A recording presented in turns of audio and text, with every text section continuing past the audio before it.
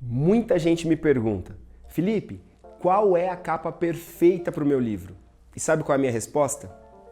Não existe capa perfeita. O que existe é a capa ideal, a capa mais recomendada para cada projeto. Então imagina que, por exemplo, você está escrevendo um livro para liderança cristã, ok? Liderança cristã, a gente imagina que sejam pastores, líderes de ministério, professores, enfim, pessoas que estão à frente de algum tipo de projeto ou ministério nas suas cidades, nas suas igrejas.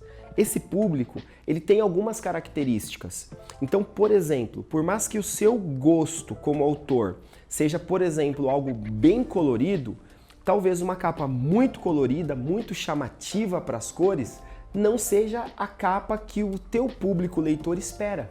Porque liderança cristã talvez espere algo que remeta à seriedade, à clareza e à objetividade. E pode ser que uma capa muito jovial transmita uma ideia de descontração e de talvez superficialidade.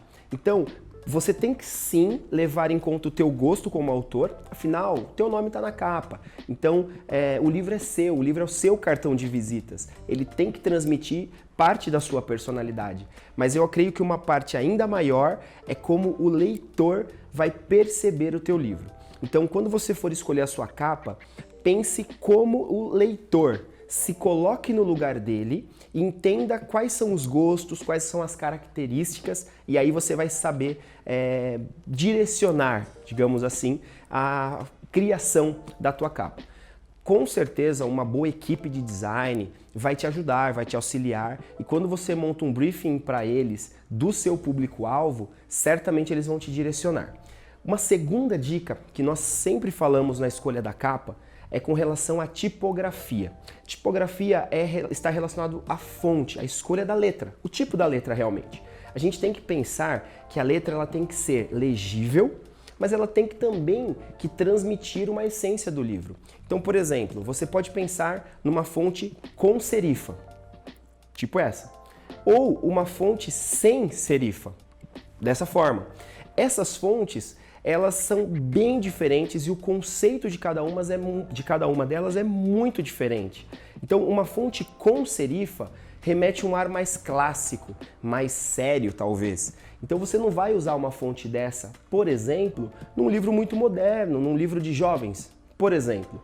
Mas uma fonte sem serifa, mais fina, mais quadrada, pode ser usada muito bem em projetos mais modernos, mais atuais. Então, a fonte ela tem um papel muito importante. Agora, fique atento.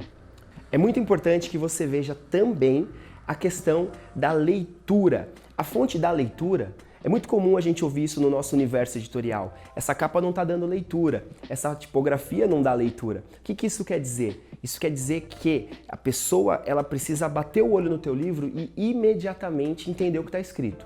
Esses dias nós fizemos uma capa incrivelmente bonita. Sim, de verdade, uma capa fantástica. Só que quando nós apresentamos a ideia para outras pessoas que não estavam mergulhadas no projeto, todas tiveram dificuldades para ler. Então, um projeto maravilhoso, uma fonte fantástica, mas a gente não publicou. Por quê? Porque mais importante do que o meu gosto é a percepção do leitor. Então, essa é a dica de ouro. Como o seu leitor vai enxergar isso. Uma terceira dica também, nós sempre falamos sobre isso, é sobre a escolha da imagem. Então o seu livro ele pode conter imagens na capa, ele pode ter alguma ilustração, ele pode ser só uma capa com tipografia, uma textura no fundo, né? Mas pensando nas capas com imagem, com foto, ok? Essas imagens todas, seja uma foto, seja uma ilustração, ela precisa ser comprada de um banco de imagens, ok? As fotos, assim como as músicas, elas possuem direitos autorais. Então, para que você não tenha um problema futuro quanto a isso, compre a foto. Porque você comprando a foto de um banco de imagens, você está se isentando dessa responsabilidade.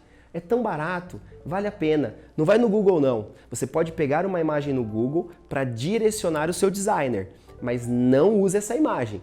Ela pode estar em baixa e certamente ela não está com os direitos autorais pagos. Então, num banco de imagens você tem a segurança da qualidade e a segurança também dos direitos autorais. Então, essa é a terceira dica. Uma quarta dica que a gente sempre leva em conta quando nós produzimos uma capa e que você também deve ficar atento é sobre a percepção do leitor na impressão. Porque entenda, uma coisa é a sua capa no monitor, no teu computador ou no mockup maravilhoso que o teu designer vai fazer. Mas uma segunda coisa é o teu livro impresso. Então você precisa ficar muito atento, porque, por exemplo, a cor preta, para que ela saia chapada, ou seja, aquele preto preto profundo, né? Aquele preto mesmo na capa, o seu designer precisa fazer uma aplicação de cian, ou seja, de azul, atrás do preto, para que dessa forma o preto fique bem nítido. Do contrário, certamente vai sair num tom de cinza. Essas dicas são detalhes, mas são pequenos detalhes que fazem toda a diferença na produção do seu livro. Espero ter ajudado você. Não deixa de deixar a sua curtida, o seu joinha aqui para ajudar nesse momento que a gente está começando o nosso canal. Isso vai ser muito útil para nós, tá bom? Muito obrigado pela atenção e Deus abençoe. Um abraço!